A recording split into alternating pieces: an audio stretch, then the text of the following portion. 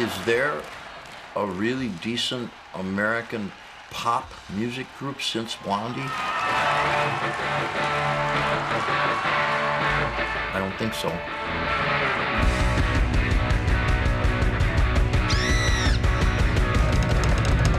I mean, to this day, I think Debbie Harry is probably the most striking front woman ever. Been a lot of Blondie lookalikes and sound-alikes, but no one will ever be Debbie. I mean, even Madonna hasn't quite been able to be that effortlessly cool. The only thing wrong with Blondie is they didn't make enough money. Maybe you can make up for that now.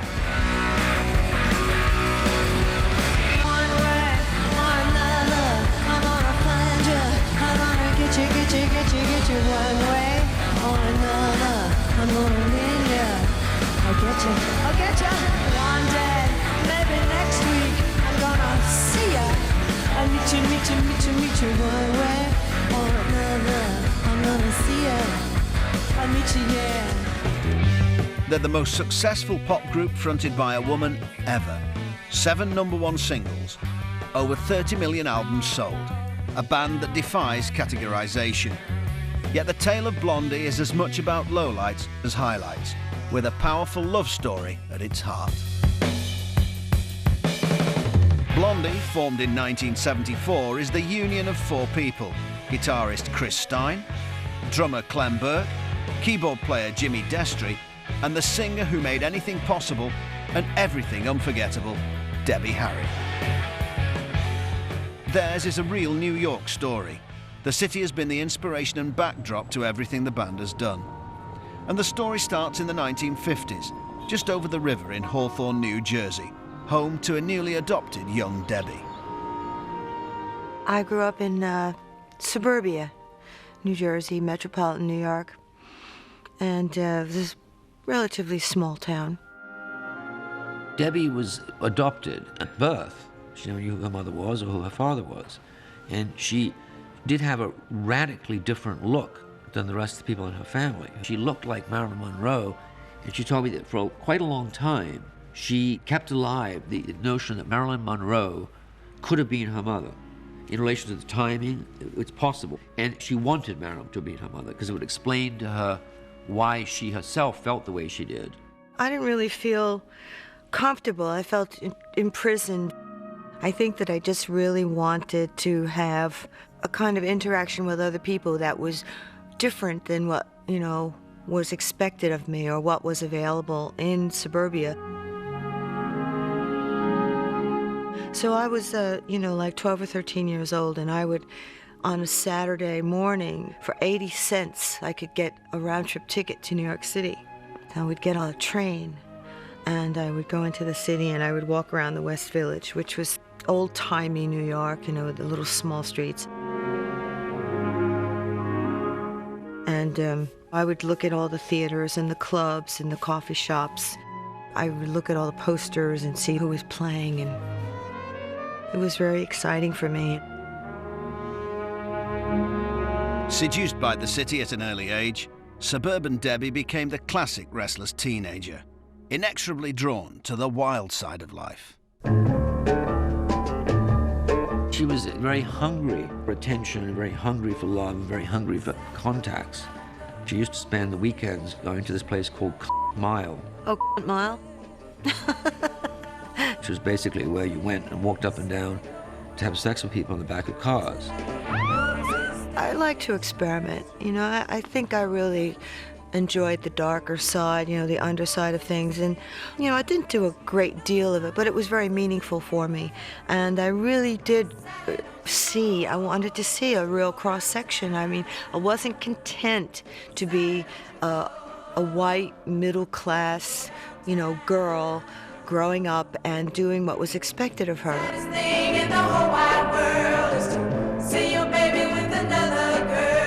But it certainly was pretty nice.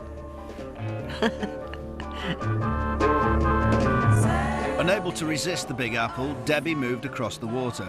She waited on tables. She even worked as a bunny girl. and found her voice as backing singer in hippie folk group Wind in the Willows. Uncle used to love me, but you died. A chicken ain't chicken till it's licking good fried. I said, keep on the sunny side. My uncle used to love me, but you died. Not surprisingly, the Willows soon wilted. But it was while singing in her next group, all-girl trio The Stilettos, that she had a date with Destiny and the man who would change her life.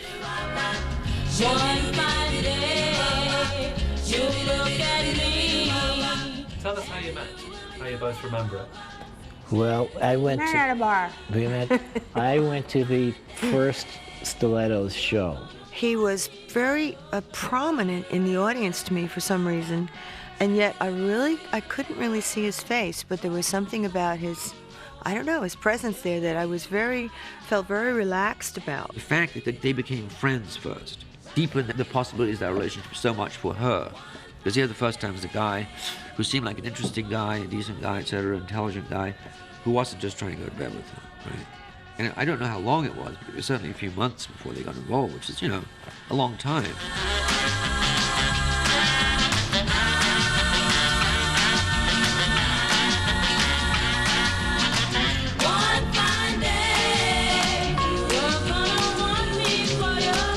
I probably saw in her what a lot of people saw later on. That was it. But I got there first.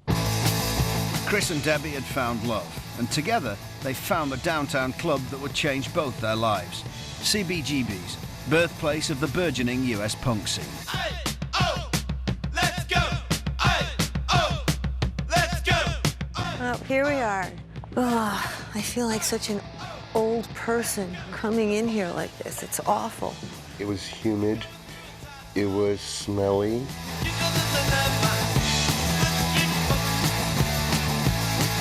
Get a good shot of these walls, and then we'll go into the wallpaper business, because I think we could really sell this. Beer, dog shit, Chanel No. 5 aroma. Hilly, the owner, had a half a dozen dogs, and he never walked them. He just took them to the check room.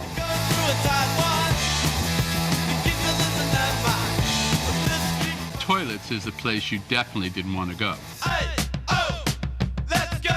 They probably hadn't been cleaned since 1917. There were these bathrooms, and my former wife,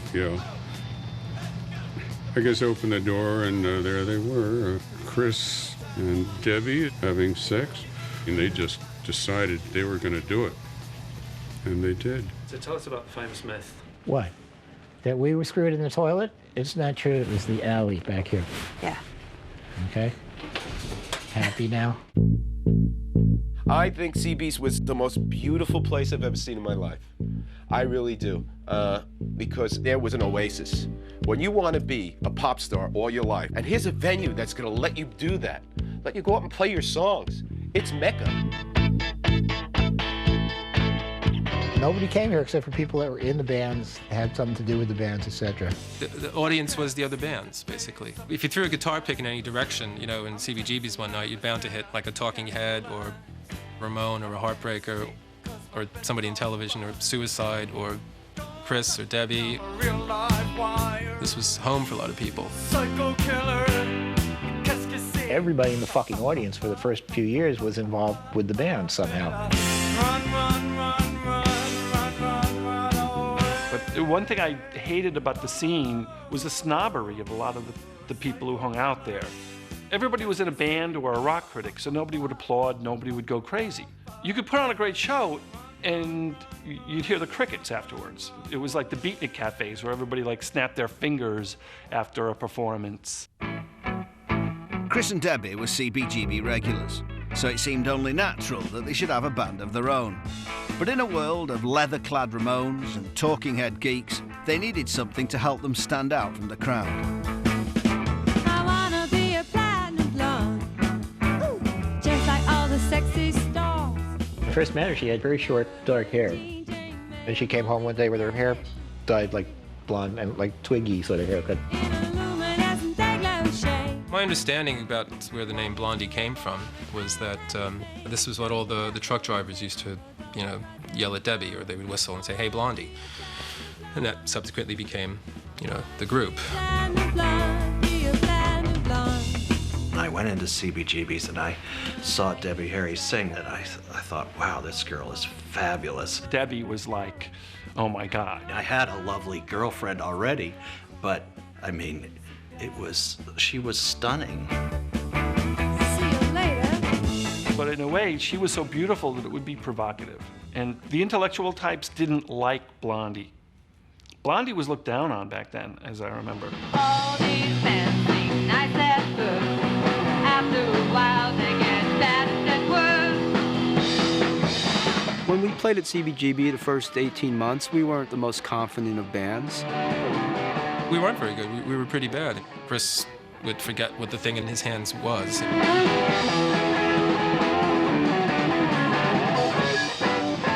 He would sort of look at the guitar like, what's this?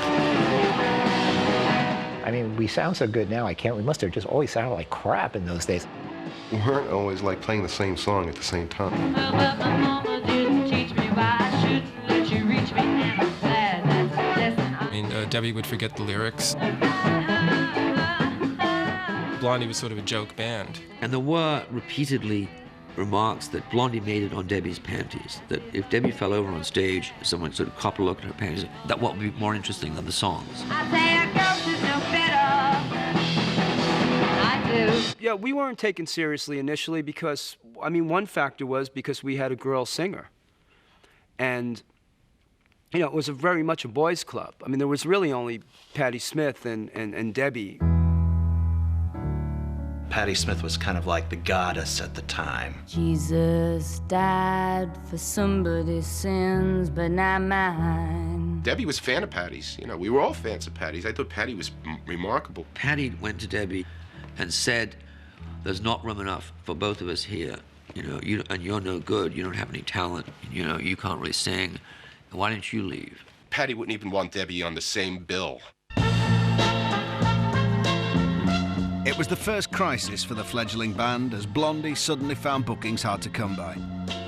They responded by setting up camp just spitting distance from the club on the Bowery, a godforsaken street in a bankrupt town.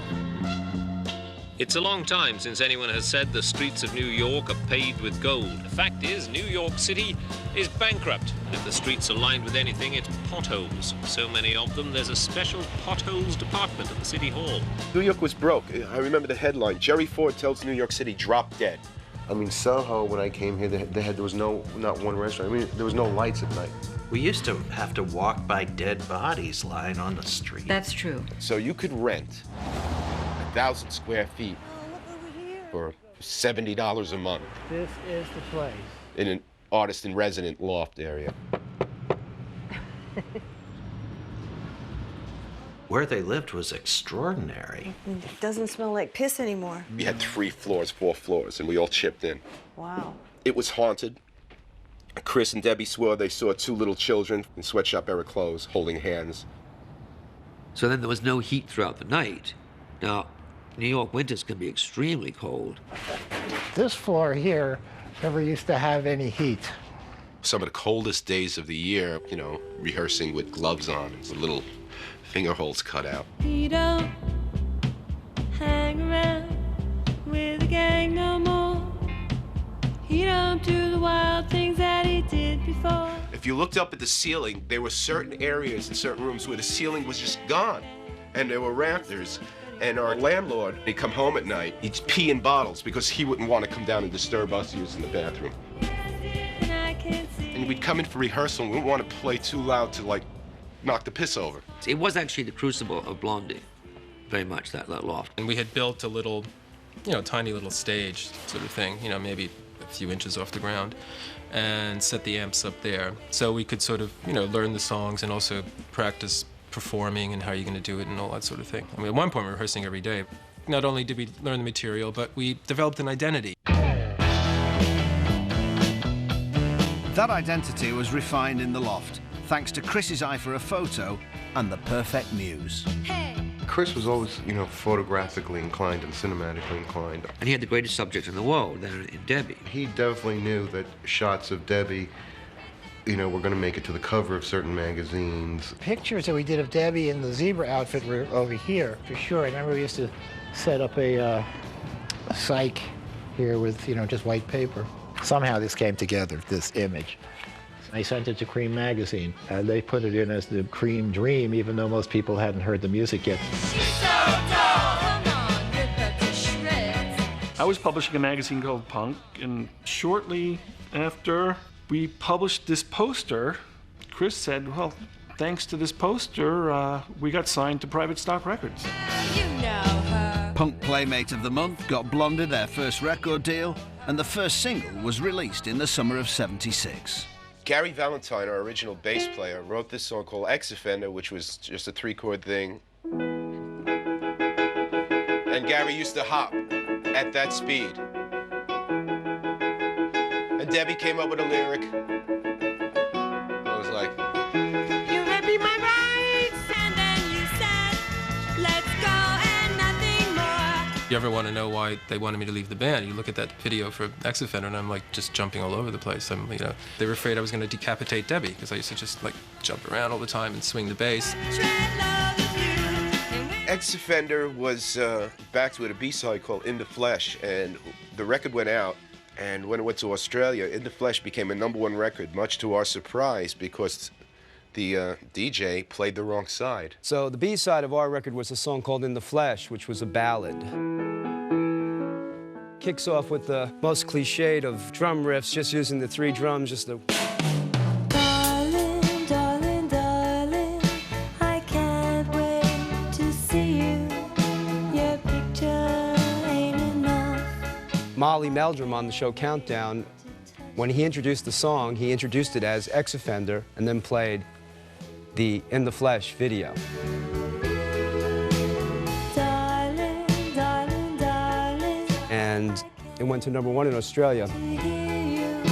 remembering your His mistake got us national recognition in that small but large country. And we went there and got our first gold record award, our first #1, and our first real tour.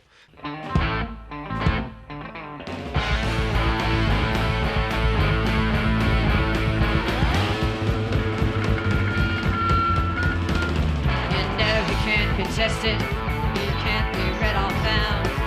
Urban Gray takes breath away, he wants to push his pedal to the ground. Our biggest exposure to an audience on stage or anywhere is when we plucked right out of CBGB's, taken on tour with Iggy Pop. I invited Blondie on my first solo tour for the Idiot record with David Bowie on piano. You know, he just listened to the first record and he thought, you know, this would be a nice, cute act. But Debbie really stole the crowd. She'd wear little go-go boots and kick her knees up a lot and shake her ponytail, that kind of thing. Her confidence was improved. I mean, she was growing daily. An American ponytail girl as seen through the lens of Roger Vadim or something. It's kind of like Barbarella on Speed, something like that. There were Iggy fans there, but Debbie did make an indent. A band will feed off an audience, and they'll get better because the audience appreciates them, and they'll put on a great show as a result. We never saw that in the mid-'70s in New York City. When you leave your home spot where everyone knows you, you're more easily able to be the person you made up, because no one's going to say, oh, fuck that, you're full of shit. So the first time Blondie got outside New York and had an audience who liked them, they went nuts. Baby, baby, I can drive with you. Teach right them off too. Bowie and I both tried to hit on Debbie backstage. we couldn't get anywhere, but she's very smooth about that. You know, it was always sort of, hey, well, you know, maybe another time when Chris isn't around, you know. Very, very cool about it.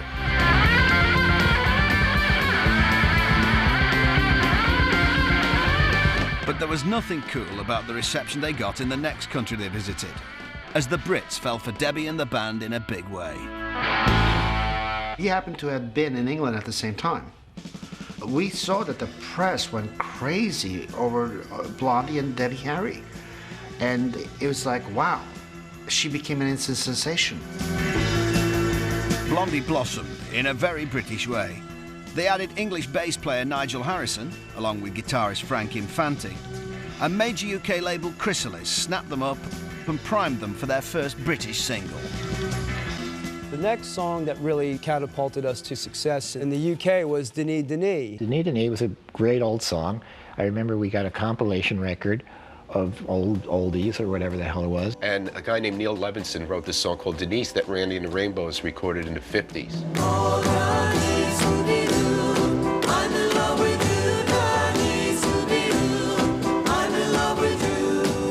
Actually, the beginning just kind of has the floor tom.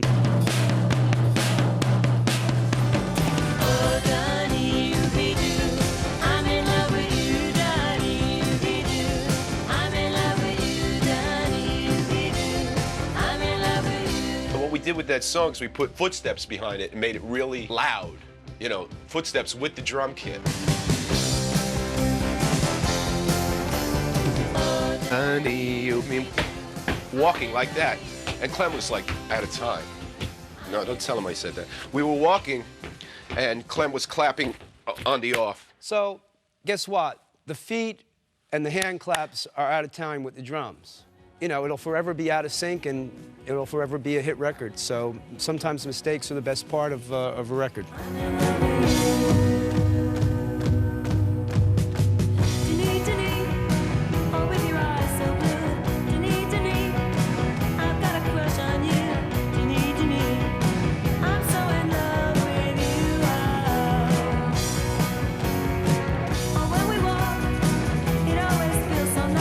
We did Denis Denis on Top of the Pops, and you could just see it change overnight. So, you know, we were doing the regular gigs, and there was the fan base and stuff like that. But for me, growing up in England, knowing the power of Top of the Pops, we were playing a gig in Dunstable. People had seen Top of the Pops, then they'd gone up to the gig, and it was just mania.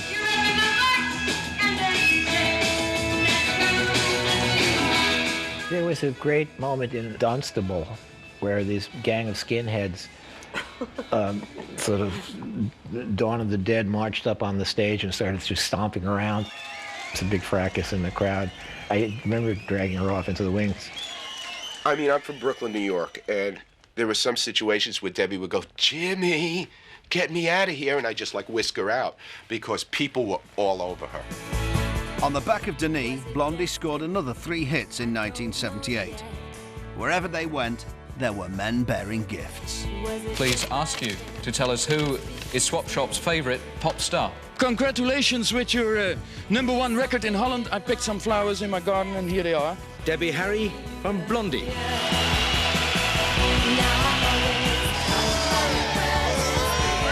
Debbie Harry of the pop group Blondie arrives for an autograph session at a record store. That was the dream sequence. It was just mania. I was at High Street, Kensington. You know, it's like you were at Buckingham Palace or something. But one more wave, and I mean, it was just nuts. I want to see Debbie again. Debbie, go to the window. You should open the window and go, close the window, open it. One more time.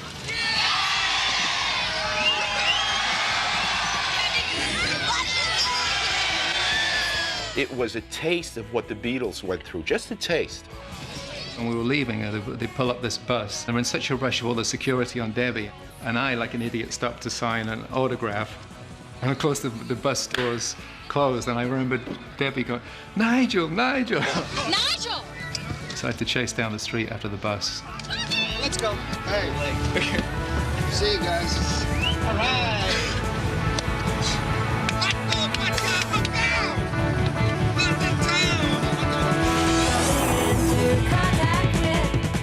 That was kind of knowing that you'd arrived when that was going on. Because it wasn't fake, you know, it wasn't just a couple of hundred people, it was thousands of people. Blondie and Debbie just seemed to fit England like a glove from the first moment they went there. More than any other band, really.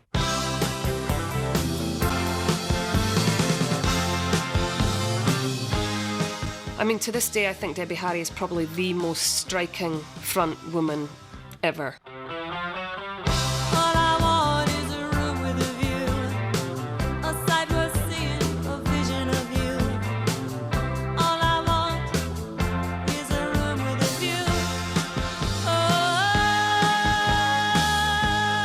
When you think of Blondie at the time, the overriding image is of this, obviously the hair, the blondness.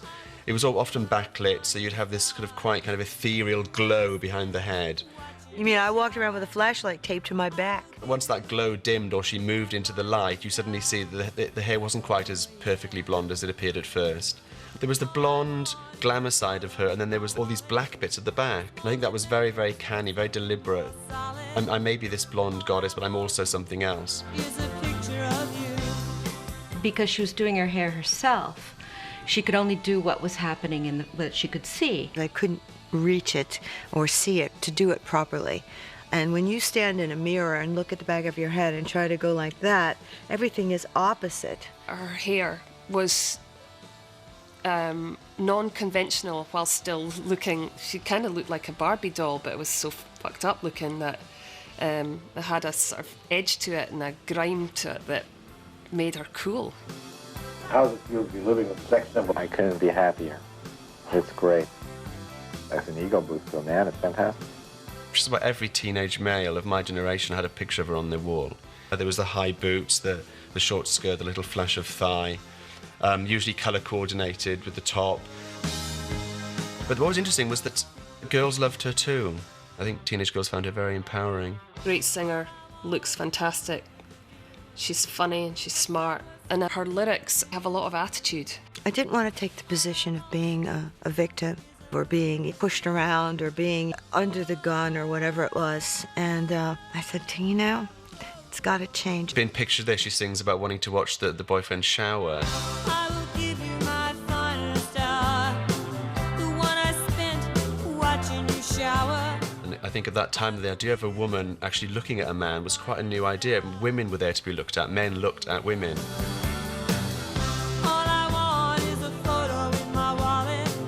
But here she was, claiming the right to look back at the other man and making him the object. There was a much more matured sense of her own identity and confidence in herself. She wasn't writing little love ballads or anything like that. She was, you know, basically writing from life experiences. Because Debbie wasn't exactly, 21 years old. She was in her 30s when Blondie became successful, even though, of course, she looked exquisite. And I don't think the British people who were buying the records really even thought too much about her age. But if she'd been plucked up at 19, things probably would have gone a completely different way.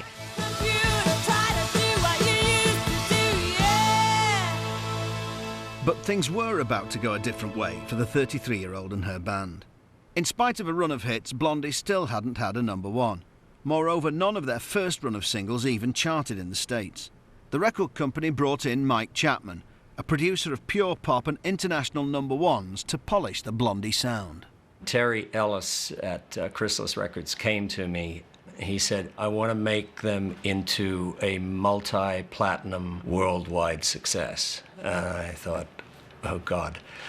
Great music, awesome music with a wonderful sense of humor and some very interesting elements, but it was all over the place musically.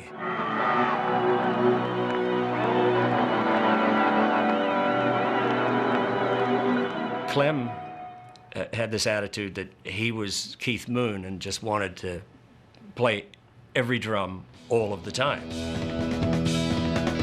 My first challenge was to rein in Clem. I don't really have that much recollection of that. That's not what I mean, Clem. I don't want you to play straight. I want you to play in time.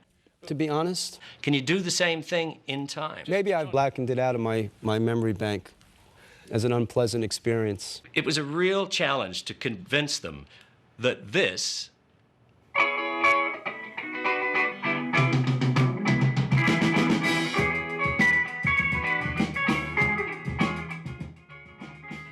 that was out of tune and out of time. I like the old rough stuff. To me, that's great. I like, you know what I mean? I almost prefer that on a certain level. I like the old stuff. The Blondie demos, to me, is like the essence of Blondie. None of us are musicians. So musicians, they read music and they play the same thing over and over again. My first intention was to clean the bloody band up.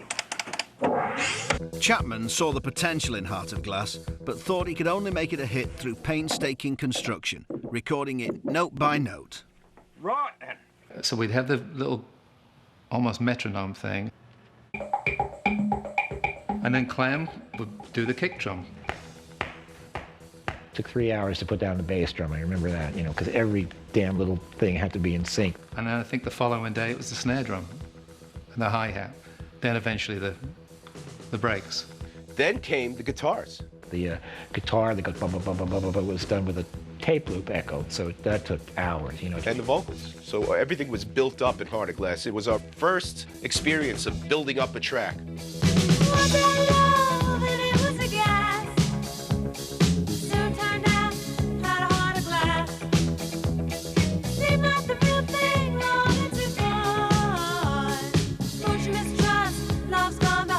Then suddenly it got picked up by the dance clubs, I guess, and it became a disco hit and rocketed to #1. We were in Italy when we found that it was #1 in America, and we felt so fucking vindicated and so cool. We were dancing around and like popping champagne.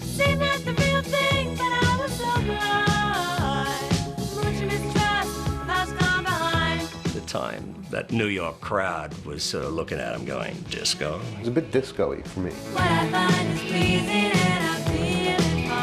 Disco and punk were opposite ends of the spectrum. I was pretty upset when they brought it out as a disco single, since it put me out of business. There was a lot of anger toward disco among the more articulate people on the punk scene. There were stupid things like burn a disco record night at Cleveland Stadium, and you know, where there was a riot broke out. And I know, for instance, our friends in the Ramones were very disappointed in us, and probably a bit jealous of our success as well. How do you feel about Blondie and these people that have, in a sense, commercially eclipsed you? They took that way to do that, play, you know, disco music and things like that to make it. We do what we believe in. We have our integrity. I remember being at a party for one of the gold records they got. There were 3 of the Ramones standing outside, and they couldn't get in. Well, you know, it put them in a different world. It put them in a different league from us, you know. We'd come up together, and the Ramones were the headliners, you know. And all of a sudden, there was an instant change. There was a certain kind of camaraderie that lasted up until the reality of getting record deals and making money entered upon the scene. Blondie were moving up in the world. Chris and Debbie moved out of the loft into a penthouse in a swanky neighbourhood. But the band found themselves under pressure from their manager Peter Leeds to make even bigger changes. Do you want to go into any of this? Who leads? Yeah. Do I have to? Peter was getting a little too forceful with everybody. You know, we weren't his children. You know, we were his clients. I think that I had trouble in terms of the artist, particularly Debbie and Chris, understanding the game plan, the big picture. I'm gonna get you one way or another. I'm gonna win you. I'm gonna get you one way. Well, he was very focused on me, and he tried to convince me to drop the band, that I was the only thing that was important. They were unimportant. They could be replaced. None of them were worth anything, and that I should break up with Chris. I will drive past your house, and if the lights are all down. Peter would leave little notes under the door like, "You're worthless, you're not needed," if you disagreed with him. I sort of got along with Peter, but I really didn't like that. He told everybody in the band that they were replaceable. Yeah, he said you're all replaceable. And the best thing about it was that when he chose to do this, we had just left Japan. So we're all sitting there on this plane, and one's sitting here, and one's, because we had a chance to spread out. And he came around to every single person and told them on that flight, while we were in the air, captive, that we were all replaceable. We all could be replaced. My regret in this case, what you're speaking of, no, we can't talk about this. I don't want to talk about telling Chris Stein I'd throw his ass out like I did Gary Valentine's. It's not a good thing to say at this point. Bells really started to ring with the photo shoot for the album Parallel Lines. I'm in the phone booth, it's the one across the hall. If you don't answer, I'll just ring it off the wall. I know he's there, but I just try to call. When you're doing a group photograph with 6 different people, it's very hard to get a group shot where everybody likes themselves.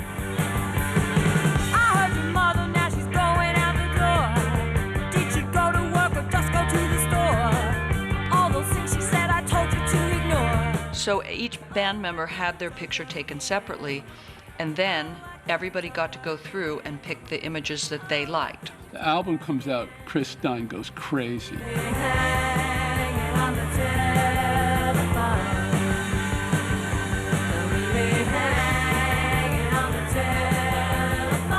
What Peter Leeds did was he just ignored what the band had picked and chose the pictures he wanted. Leeds fucking decided everybody should be grinning on the cover of Parallel Lines. Debbie frowning and all of us smiling. I don't ever remember hearing the issue of the band smiling, Debbie not whatever. Little things like that, they seem small, but you know, if you feel like you're not in control of your image, it's not a good thing.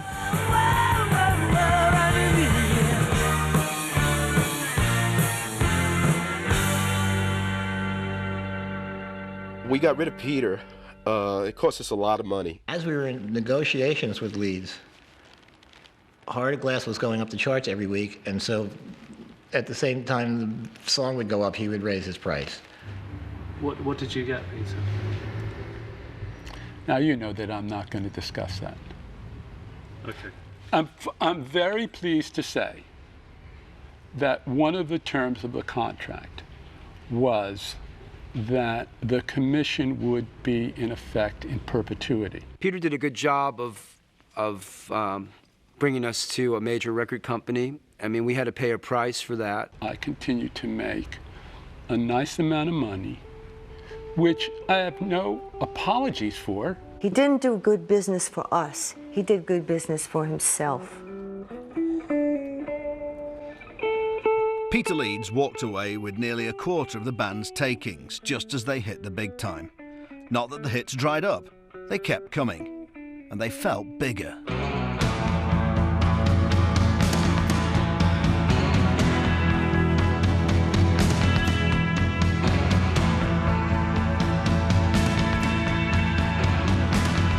The video we did of Union City was pretty epic. It was done on the waterfront in New Jersey with the Manhattan skyline as a backdrop. There was even a helicopter shot came in on the band. The video was inspired by the anthemic quality of the song.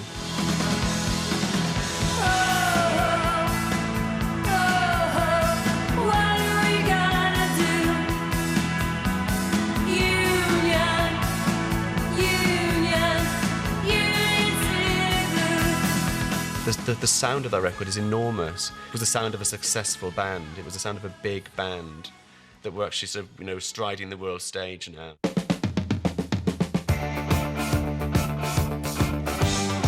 Blondie were at the top of their game. Chris and Debbie started writing hits for Hollywood as Call Me became the #1 theme to the #1 film American Gigolo. Debbie sat for Andy Warhol and became a true blonde icon. And Chris became a chat show host in the strictly bohemian world of New York cable TV.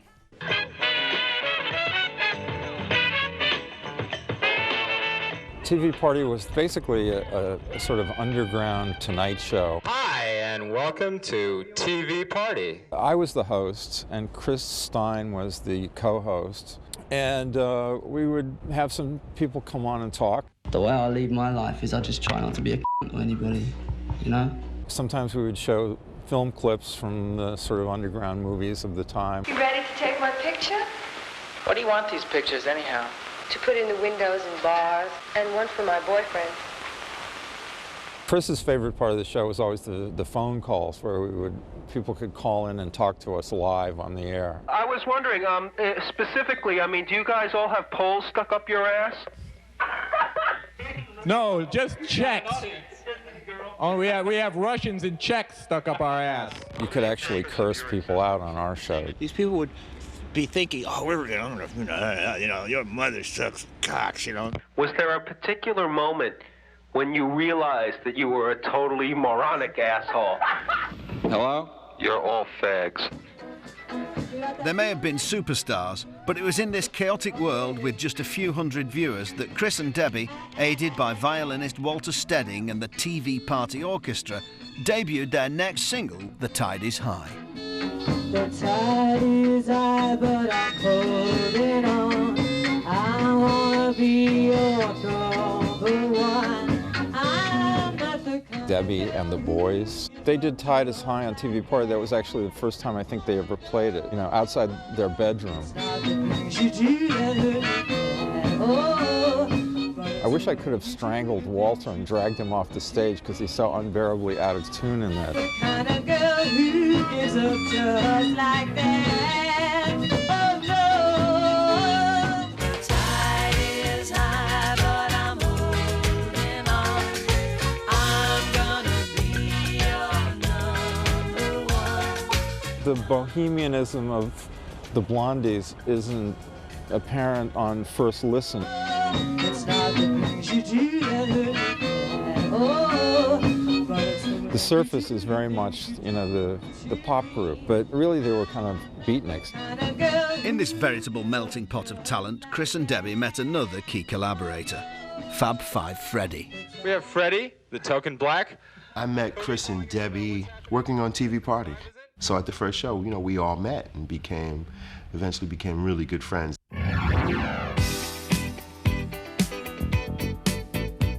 I was one of those guys that painted on New York City subway trains, you know, as well as the walls, and anywhere else I felt that my name, my signature needed to be, I put it there.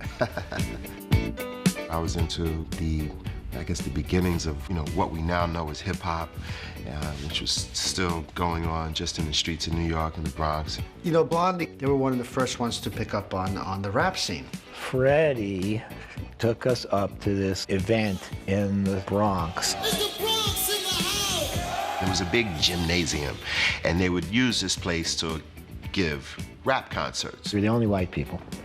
And we watched the show. All the things I had explained to Chris was going on in this scene, you know, how these guys are taking these records and doing this scratching thing, and there's this rapping, and there's this attitude, and they kind of got it all, put some seeds in their heads. Chris was a big fan of all types of music, especially black music, and one of the biggest groups at the time was a group called Chic. Chic's Good Times was the hot record that every DJ wanted to scratch. Good times.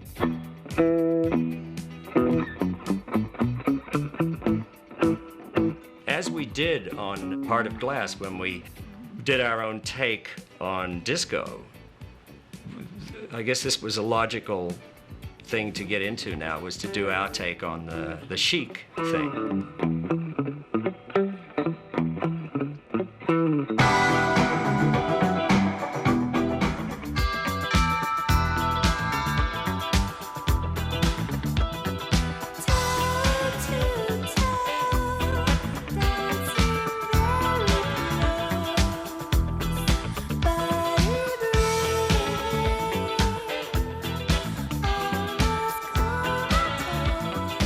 We had the melody and we had the riff, but I don't think any of us was conscious like, whoa, we're doing a rap song. Well, I remember Chris bringing in the idea and not understanding it. I was like aghast. I said, do you think we could do this? We're white guys. How much could we possibly know? The rap on Rapture got to the point where everything was done except the rap, and we had this like elongated section without a rap. So I said, whatever this rap is, now's your chance. This is your moment. Get out there and do it. And I said, okay, hang on, we better write it. So they stood there in about 10 or 15 minutes, wrote this rap, and out she went. Excuse me. She said, okay, I got it. I said, you do? Oh, all right. It's a lot of bars. She said, I got it. And she goes out and she starts rapping away, and all these, those incredible, you know, eats guitars and eating cars and all that stuff. What was she on that day? I don't know. Fab Five Freddy told me everybody's fly. DJ spinning, I said, my, flash is fast, flash is cool, Francois, c'est pas, flash ain't no do. That was about me describing what was going on the hip-hop scene to Chris and Debbie when we would hang out and talk. She said, Fab Five Freddy told me everybody's fly. DJ spinning, I said, my. Fly was a word used to describe, you know, if you were part of the hip-hop scene and you had the right style, you were a fly guy or a fly girl, you know what I'm saying? Flash is fast, flash is cool. Flash is fast, flash is cool. And DJ named Grandmaster Flash was known as the fastest DJ because he had perfected this technique of manipulating the beats on the turntables in a seamless fashion. And out comes a man from Mars, and you try to run, but he's got a gun, and he shoots you dead, and he eats your head, and then you're in the... It was the first time, I guess, a mainstream audience had a peek of what was about to become this huge movement called hip-hop. Rapture completed a hat-trick of number ones in only 6 months, and all entirely different, from power pop to reggae to rap. Blondie were, quite simply, the biggest band in the world. Chris and Debbie celebrated by moving into a 6-story mansion in Upper Manhattan. Nothing could derail them, except themselves. Well, the drugs were part of the, that was part of the deal. You work with Blondie, you get Blondie and whatever baggage they're carting around with it. The 80s, it was sort of like glorification of cocaine, and it was fine. For example, we would fly in from New York into London. We'd stay at a regular hotel. And normally you go there from the record company, there'd be a display of flowers, a bowl of fruit. By the time it got to 1980, there'd be 1/8 of an ounce of cocaine, along with the flowers and the fruit. As a matter of fact, one of my managers told me that I should always keep a $100 bill on me. So in case I had to roll a bill up to snort some coke, it would be a $100 bill, so because that would be sort of hip. By E to the beat, you know, I found my drug, Chris found his drug, and, you know, I got a little crazy. It wasn't hard to see that something was going to go terribly wrong.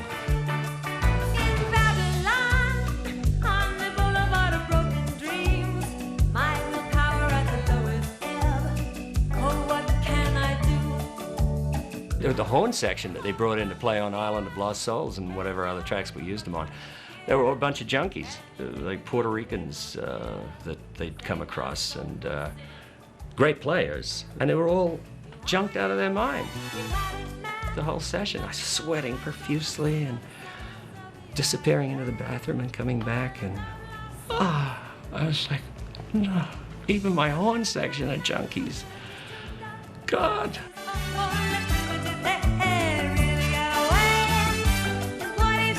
The whole thing fell into this black hole. And we all tumbled in one after the other. I think that's probably the main contributor to the band disbanding, is probably our drug problems. The band had pushed the self-destruct button, and for Chris and Debbie, the glamour of the cocaine lifestyle was about to be replaced by a more dangerous addiction. It was a period when heavy drug use, heroin specifically, swept through the CBGB's downtown scene like a plague. It would really be helpful if you get somebody who's able to work the camera. Well, that just means that there's a lack of good drugs down here at the studio if the camera is very steady. You know, and everybody got sucked into it because, you know, we all wanted to be like William Burroughs and Lou Reed and all this stuff, and it was our heroes. It's funny to think of being a junkie as aspirational. It looks like it's the fucking dope house. God damn, that's a really perceptive fellow there. But the drugs were a tremendous downfall for us because we were with management who were really okay with cocaine use. That was fine. But once you graduated into heroin use, you were fucked. You could buy a bag of heroin for $10 and get really fucked up, and that was one of the few bargains available to us, I suppose.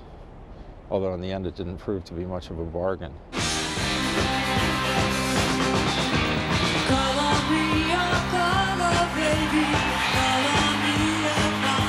In 1982, the band announced a farewell tour, but the drugs were taking their toll, and The Hunter, their final album, barely made the top 40. Because Jimmy Dester told me that sold 20,000 copies, The Hunter. 20,000 copies? What's that? It's like, must be a mistake.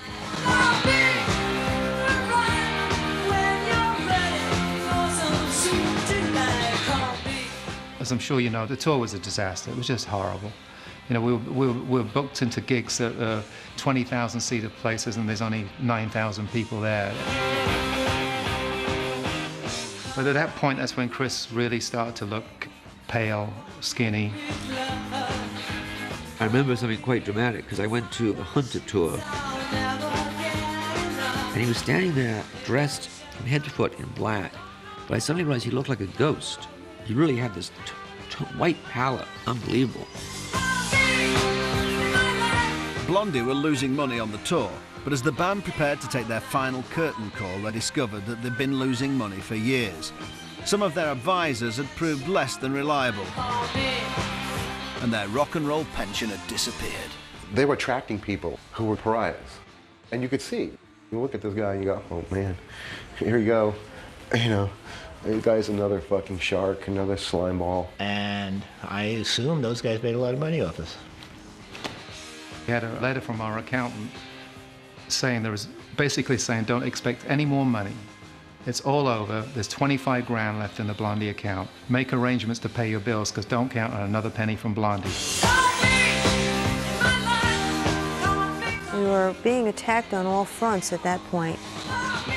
Our label had dropped us, our management had walked out, and the IRS was closing in on us.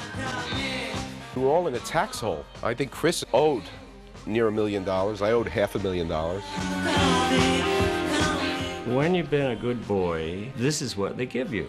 Platinum records. They represent 20 or 30 million album sales. And I think this is probably all that Debbie and Chris ever got. Sold 20 million albums and we got 25 grand left in the account. I don't think there were any dollars and cents that came with it. After all of that work, we wound up in the red. During all this time, Chris continued to lose weight. Even the folk at TV Party started to notice. You know, Chris was always just kind of normal. You know, he wasn't fat, he wasn't thin, but then suddenly he was getting thinner and thinner. It was obvious that something was going on. What are you tipping the scales Amazing. at, Chris? 140. 140, wow. When was the last time you weighed 140?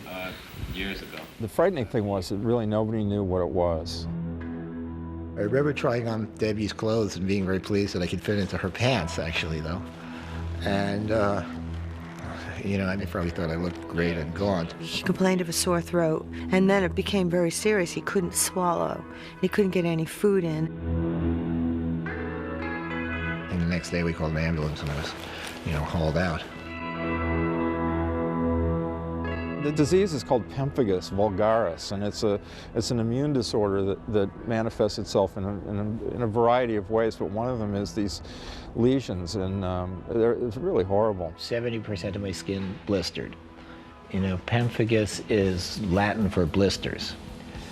So I still have the shirt. It's like burns. You know that shit? That's all scars.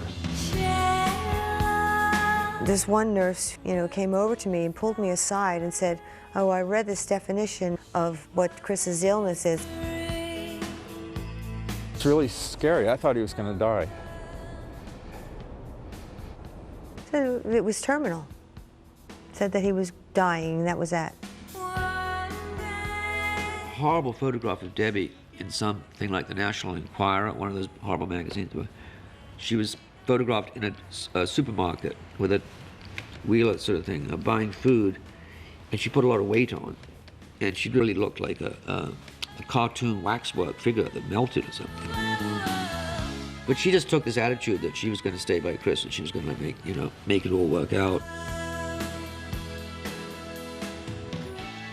I find that incredibly moving because it's so rare. And I remember Debbie pretty much putting her career on hold to basically stay and help take care of Chris. I really think it's inarguable that her career suffered.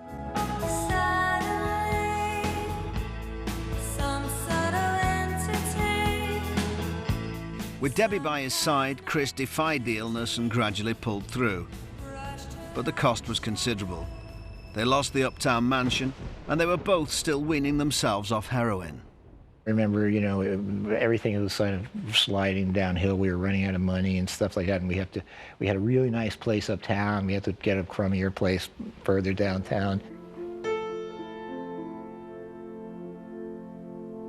We were both on methadone, which she went off pretty quickly, and I stayed on because my condition was stress-related.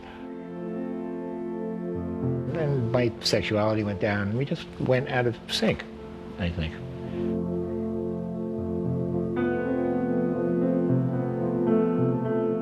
I don't know what her take on it is anyway. Basically, I think that's really right. Now that I look back on it, I think that I was sort of having a nervous breakdown of a sort. I think her going off methadone quickly really that's really hard, too. And I think that made her really nuts.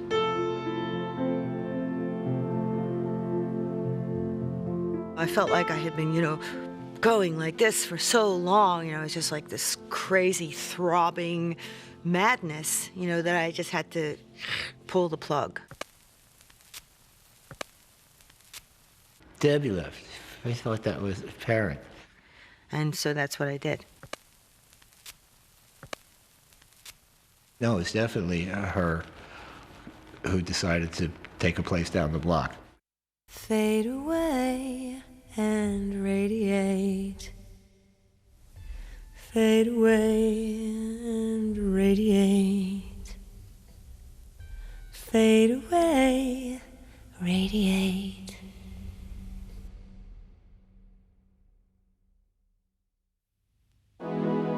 After the breakup, times were lean. Debbie had some success as an actress, but found it harder with solo records, while Chris battled drug addiction and serious debt. Chris was bankrupt, and Jimmy wasn't far behind. Completely and utterly broke. In the late 90s, out of rehab but still $1 million in debt, Chris decided to put a new version of the band together and pinned his hopes on a new song.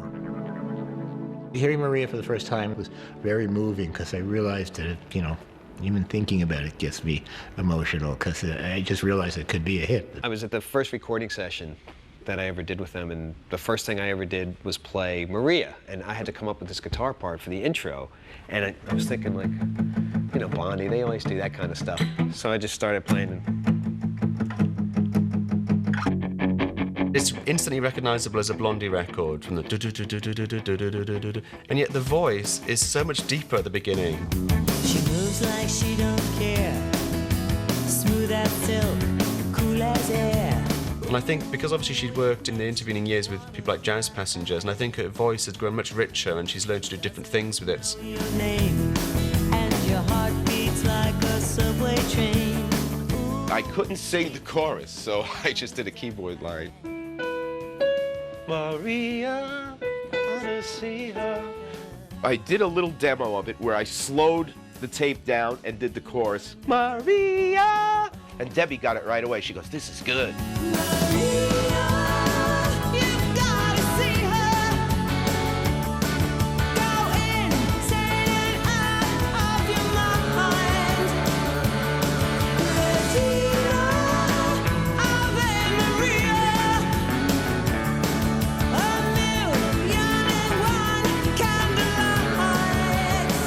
What was interesting was no one wanted to sign Blondie. So we made our own label. And they had a #1 single in 14 countries. When the record came out, it went straight to #1 in 1 week. It was like she'd never been away. The record sounds like a rebirth, doesn't it? I mean, she even sings Ave Maria in the record. I'm very gratified and happy that Blondie had sort of a rebirth, and Debbie looks great. Done some plastic surgery. I think it was already at least 10 years now since I did it. Just have really good genetics.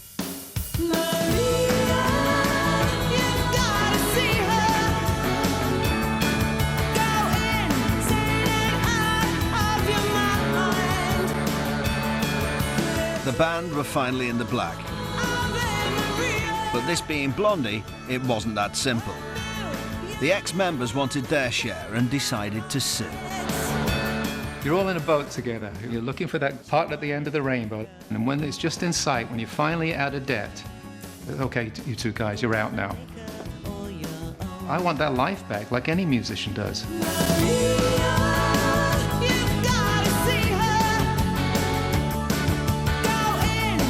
2006 finds Blondie still recording and touring, but with some new family members in tow.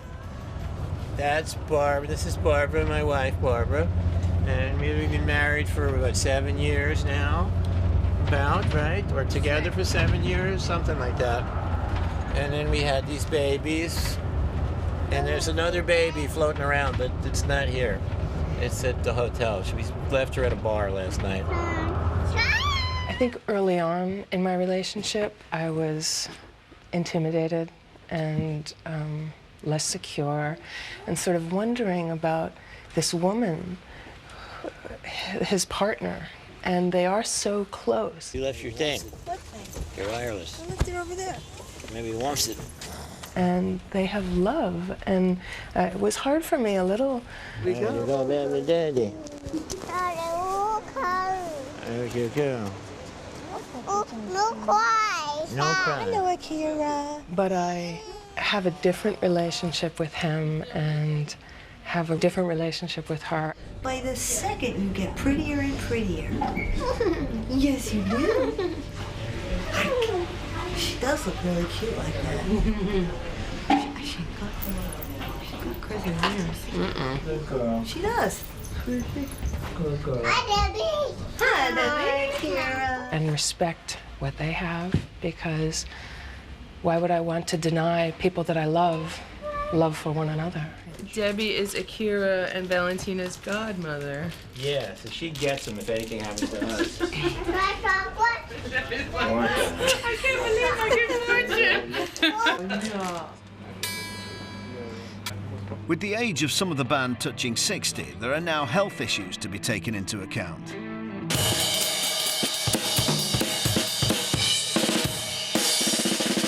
What we're struggling with is the fact that we have to keep our stage volume really low because over the years Debbie's developed tinnitus, ringing of the ears. So she's extremely sensitive to any kind of loud noise. There's nothing like playing acoustic drums. I have like this sort of very high-pitched thing, and sometimes I think when it started, I thought I was getting signals from outer space or something. I actually have an elaborate baffling system with, I think you call it perspex over here, plexiglass. So the sound is a lot more controllable on stage. Some band members, however, would like more than perspex between them and Clem. I think you'd be best off behind a big wall of cinder blocks, which are the things that are used in construction sites, you know, those big gray things. If we could have one of those lowered, then we'd be okay. Clem drives me crazy because he's so completely different than I am. I mean, he's completely on the other side of the universe than me. Well, this is the kind of stuff that makes me remember why I do this. I am not very much interested in fucking reading rock magazines. Keith Moon was a hero for me early on. Keith Moon was an idiot. You can go. I always wanted to make it interesting. I want people to have something to look at. Showmanship takes away from his playing on We Feel. But I want to give the people something to have fun with when I'm on stage, you know?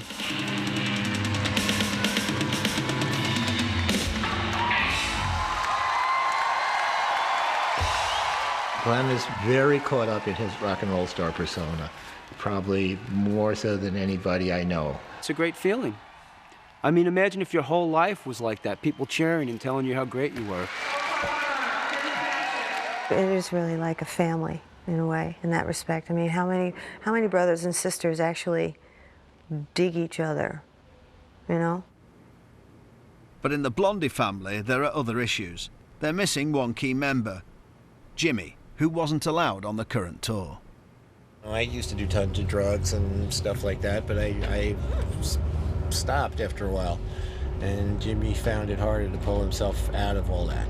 I was having some drug problems. Even though he thought he was doing okay, everybody else, you know, didn't see eye to eye with him.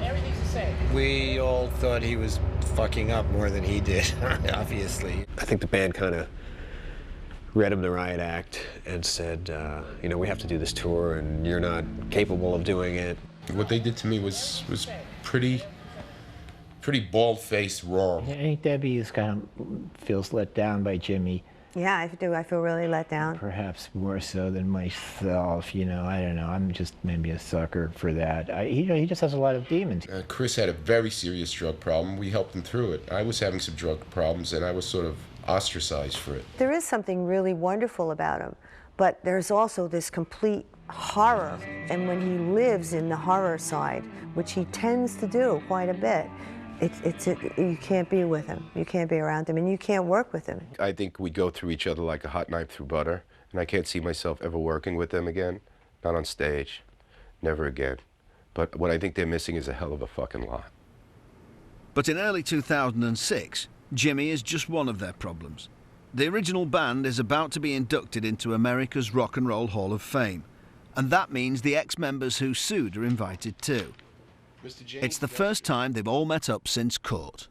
I don't know what's going to happen at the Hall of Fame. If it was up to me and Debbie, they wouldn't be there, frankly. How can they expect me to, want to say, welcome back, boys, I mean, it just doesn't, what kind of thinking is that? The reunion with the other members, I doubt that they're going to show up. I'm going. I've got my tickets. You want to see them? Are you going up on stage with Chris, Debbie, Clem, and Jimmy? Possibly. We don't know. It has all the potential of being a rather explosive family reunion from past experiences.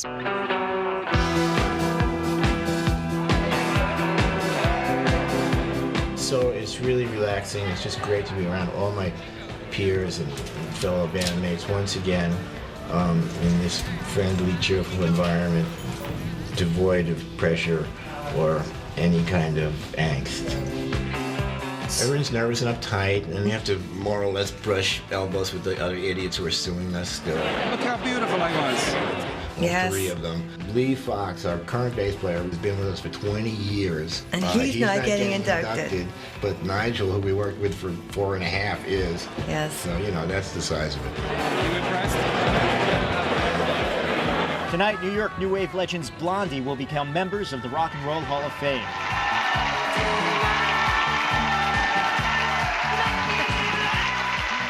Good evening, ladies and gentlemen.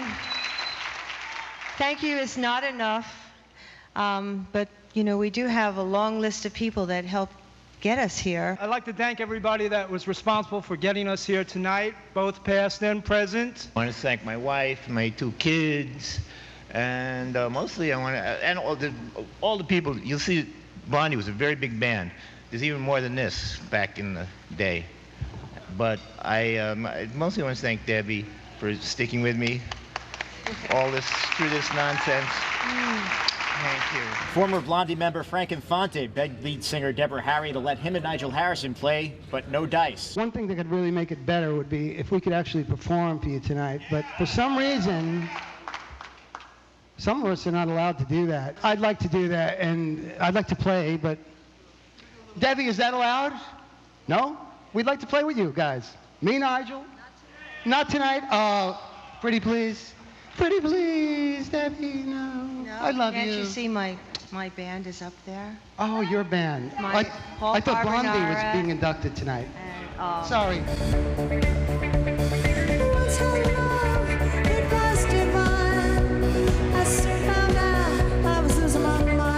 Frankie pleaded with Debbie to play with us, and had she been fast on her feet enough, she would have said, "Get down and lick my boot." But she's not.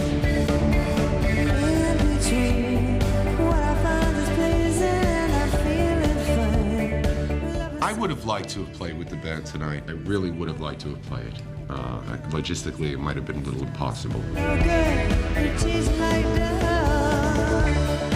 I have a good life now. I've been clean and sober for the longest time, and I'm enjoying it. And, I miss it, sure. I miss it. I saw Chris and Clem, and I miss them. There's an element that I miss, and there's an element I'm sure they miss, but this is how it is. I'm holding on to this in case I see Frankie and Nigel. Chris wants to get us and bash our heads in with his Hall of Fame award. The thing I think that made us different and a little unique was the tension within us. We're ready. Yeah, you know something? Bring it on. The reason I brought this was in case I run into any of those fuckers. We're not friends so much as a family that doesn't hang out together. There's been little rays of sunshine where we all laughed and got along and went shopping together and stuff like that, but it was always a tense, irritable situation. And I think that internal tension, that's Blondie. You know, everybody doesn't mix, and that makes the music, in a way, that much more freaky and twitchy. That's what makes the band what it is.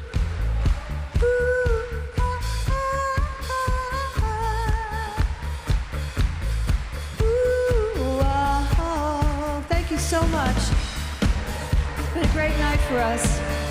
Go ahead. The champions. Wish you all the best. And maybe we'll see you again sometime.